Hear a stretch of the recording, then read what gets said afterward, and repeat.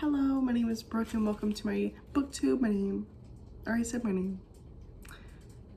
Great start.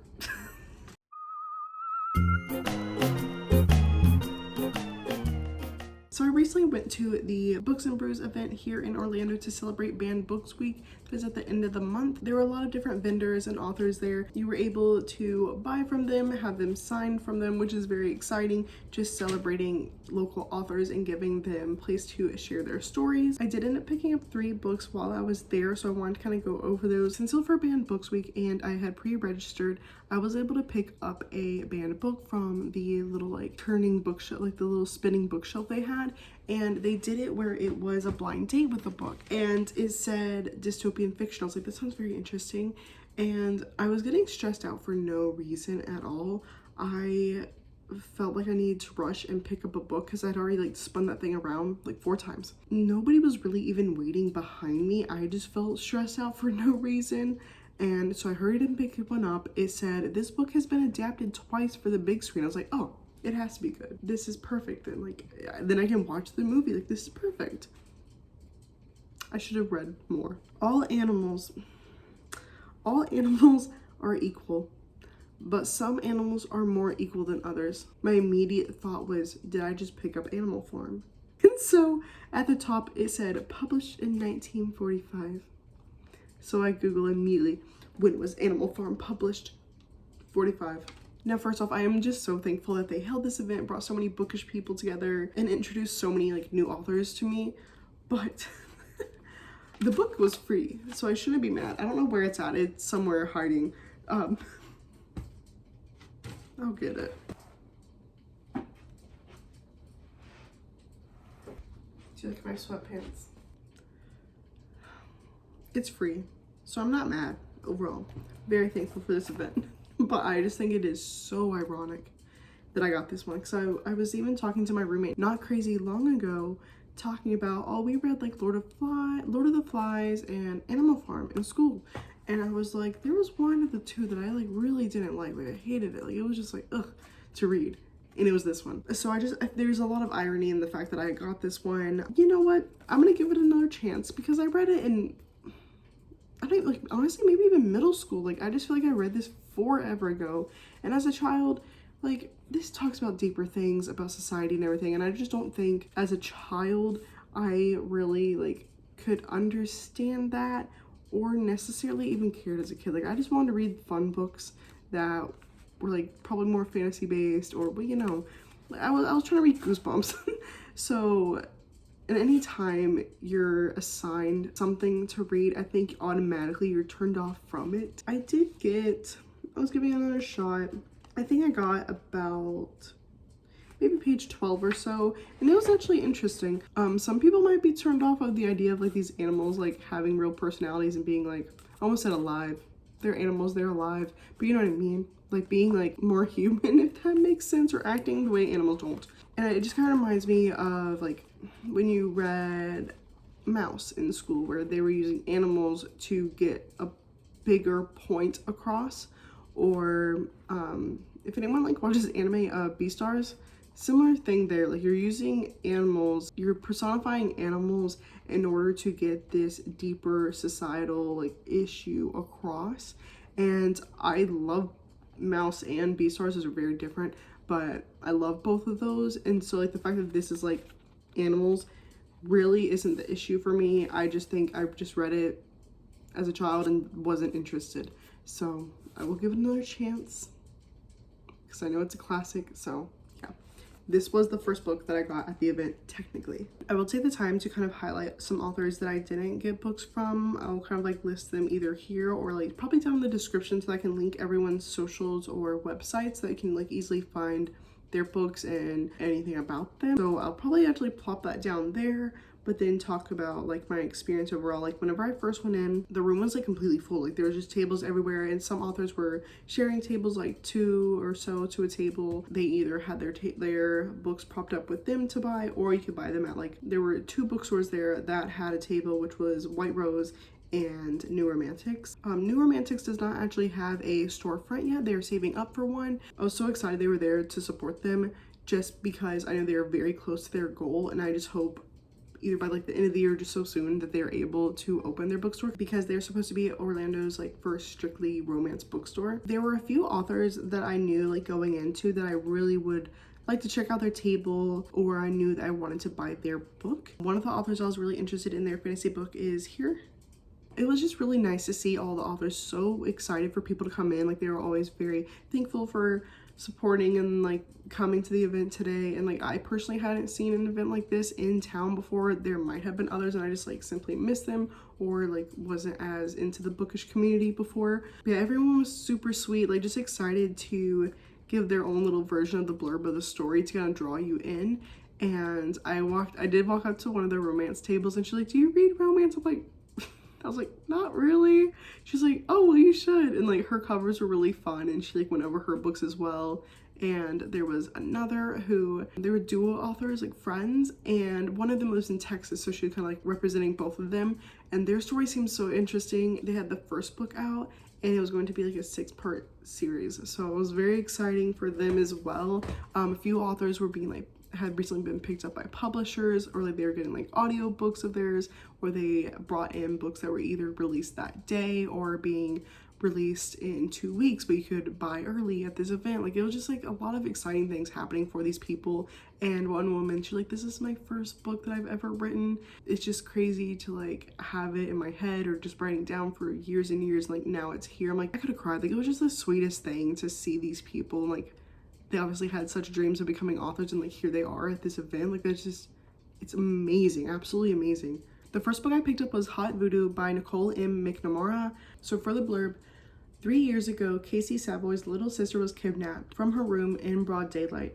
There was never a suspect or even a trail to follow. It was like she disappeared into thin air. The incident becomes the last in a string of odd tragedies and leaves Casey scrambling to pick up the broken pieces left behind in its wake. After all this time, though, Casey doesn't think she can stand living alone with her erratic mother for even another second. On impulse, she heads to her hometown, determined not to be a tourist, but just barely post-Katrina New Orleans is nothing like Casey remembers. The devastation from the storm has seeped into the heart of the city and unearthed more than one mystery, including what really happened to Sophie Savoy.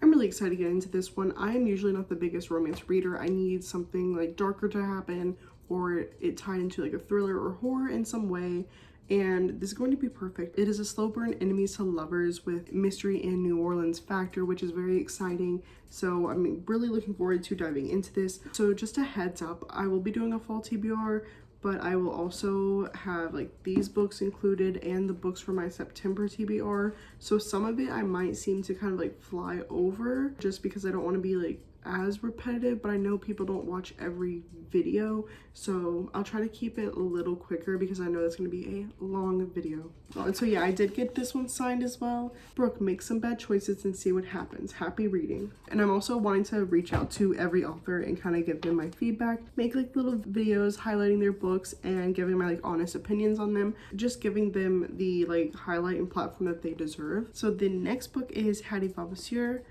I think that is how you pronounce it, but this one is by mrebeccawildsmith. So I did remember seeing these covers whenever I was kind of briefly looking over the authors that would be there at the event, and these caught my attention. The next one is pink. I can put a photo of it up here.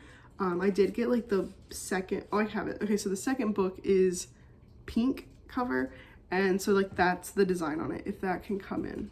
Not me about to do the YouTuber thing. Hey, it worked though. I'll kind of go over this one a little bit and then briefly discuss this one, like not a lot though. I will say there were authors there like really like selling their books so well and just wanting me to buy them instantly. I did like give myself a limit here, so I only got 3. I will say quickly though, like other books that I was like very tempted to get, I had to write them down so I would remember. I wanted to write them down so I got it correct.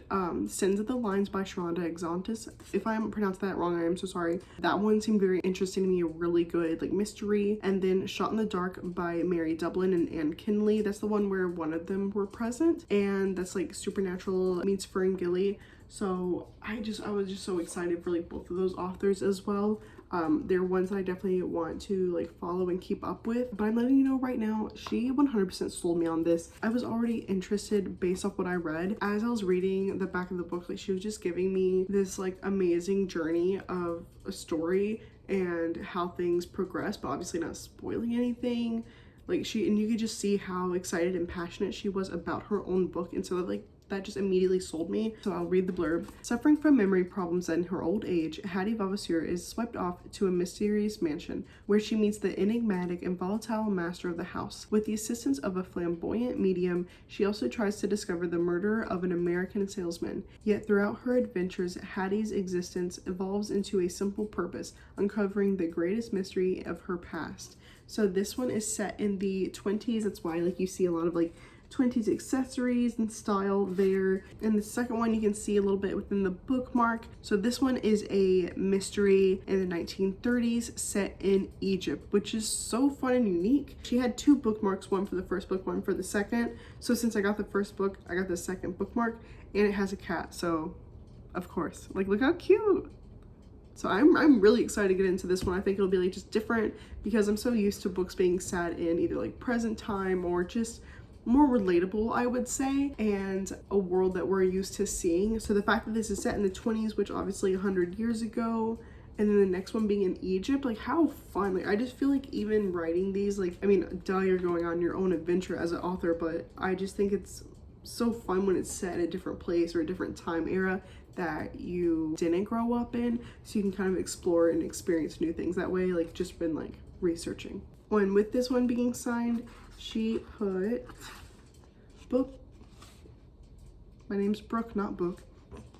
Brooke, enjoy your journey into the 1920s. And the next book I picked up, which was one I definitely wanted and knew going in I was going to buy, is A Deadly Game by Gayle Brown. When local student Jaden Pierce disappears one night playing manhunt in the woods with his fraternity brothers, Nicole, an empathetic stay-at-home mom living a blissful life, joins the search party. Combing through the wooded area, Nicole unearths her son Kyle's license and withholds this potential piece of evidence. She trusts him, but a sliver of doubt festers below the surface thanks to one unresolved incident from middle school and his shady pastime. After he is officially named a person of interest, she must decide what to do next. Unsettled but determined to protect him, Nicole searches for answers of her own. While probing deeper, surprised by her unethical actions interfering with the investigation, Nicole realizes she's being followed. As the situation deteriorates, she is blindsided by the truth, suddenly shattering her trust in people as well as her entire belief system. Now unsure who to believe and running out of time, Nicole faces her most challenging moral dilemma. With someone's fate resting in her hands, will she reveal what she's learned to, or, oh my god, I can't read, y'all. With someone's fate resting in her hands, will she reveal what she's learned or keep it to herself? A Deadly Game is a fast-paced, action-packed, I can't read, action-packed thriller raising the question, how far will a mother... How far is a mother willing to go to protect her child? The constant guessing and unexpected riveting twist will keep you turning the pages. Don't miss out. Buy your copy today, which I did. I want y'all to know that when I'm reading to myself in my head, I don't have problems at all. It is the second I open my mouth to try to read to someone, horrible. I'm the worst reader you could ever find. That's why when you did popcorn reading in school, did you do that? Horrible. Where you would like read a paragraph, the teacher would call on somebody, they'd read a paragraph, and then once that person was finished, the teacher would call on the next person. I hated every second of it because I could just feel in the back of my head, I'm like, oh my gosh, like I'm being called on next. There's no way I'm not, and I would be. I'm just still to this day a terrible reader out loud. Like I could never be a teacher and like have to read for your kids because they would be so confused. Like I would not help their education at all. I'm so excited for this one. The author did tell me whenever I picked it up that she so far hasn't had anyone say that they guessed the twist or the ending. She said her messages are always open and to message her once I'm finished. So I'll definitely message her and keep her updated on my progress and my thoughts and if I was able to guess the twist. And then Gayle put, Brooke, I hope you enjoy. Happy reading. So yeah, these are the books that I got during the Books and Brews event and Animal Farm. But I am so excited to get into these. I'm not really sure like timeline wise when I will start these. They will definitely be sometime this fall. And I also don't know like if I were to put this on the same month, like what order I would start in. I am overall a mood reader, so it would fully depend on how I'm feeling that day, whether I'm wanting like pure thriller, mystery vibes, romance thriller, or just a fun mystery like adventure. So I am just very excited to dive into these, and I will definitely keep you updated on honestly all forms of social media. So I'll probably put stuff over on Instagram and TikTok. And again, I will be listing everyone down in the description, giving their links so you can find them easily. And yeah, thank you for watching, and please go check everyone out linked below. I hope you find a new author that you're excited about. Even if you don't buy anything from them, just please check them out, give them support and love. And yeah, thank you for watching. Bye.